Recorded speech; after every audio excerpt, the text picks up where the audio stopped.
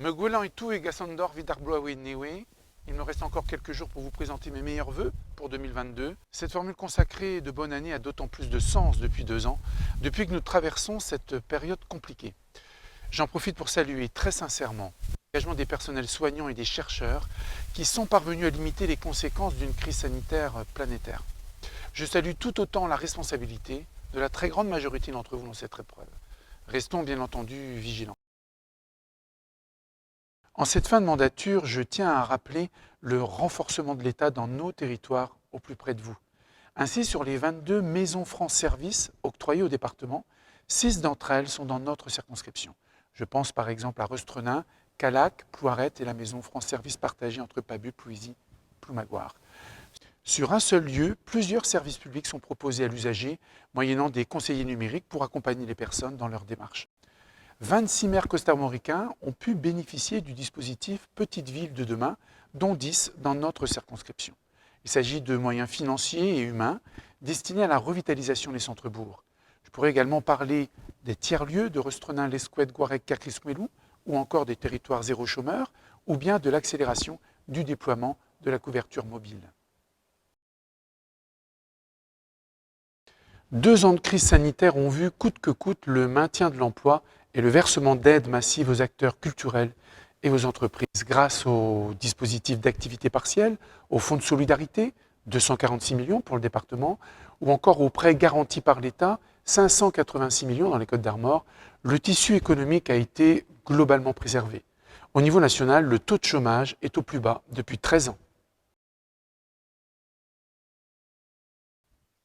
Notre jeunesse n'a pas été oubliée.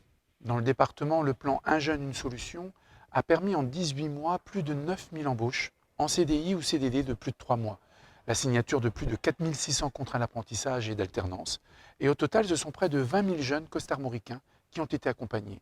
Sur cette période, le taux de chômage des moins de 25 ans a baissé de 25%. À travers le Ségur de la santé, le gouvernement a voulu un investissement massif qui s'est traduit par une revalorisation salariale sans précédent des soignants, plus 183 euros net par mois pour plus d'1 million de personnel des établissements de santé, des EHPAD, depuis fin 2020, et plus 160 euros pour le secteur privé à but lucratif. Mais aussi, n'oublions pas le recrutement, la formation des soignants, les investissements pour désendetter et moderniser les établissements hospitaliers. Ce sera le cas à l'hôpital de Guingamp. Le ministre de la Santé a d'ores et déjà annoncé des crédits réservés permettant la construction d'un nouvel établissement, le maintien du plateau de chirurgie et l'arrivée d'une IRM fixe pour 2023. Quant à la maternité à laquelle nous sommes tous attachés, les prochains mois devront privilégier une réflexion collective et apaisée, qui intègre bien les enjeux de l'hôpital de Guingamp aux enjeux de l'hôpital de Saint-Brieuc de Lannion. Pourquoi? Parce que tout simplement nous manquons énormément de médecins, comme dans tous les autres territoires en France.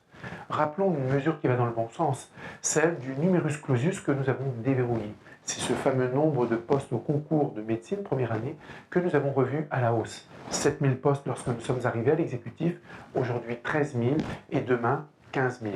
C'est une des mesures qui va dans le bon sens et qui font que dans les prochaines années, nous aurons en principe un nombre de médecins suffisant. Voilà, je souhaitais conclure cette petite vidéo de présentation des vœux prise ici à l'Assemblée nationale pour vous rappeler qu'au-delà de la mission de législateur à Paris, je reste bien entendu à votre écoute et disponible dans notre circonscription qui compte 103 communes. Je vous souhaite encore une fois une excellente année. À bientôt.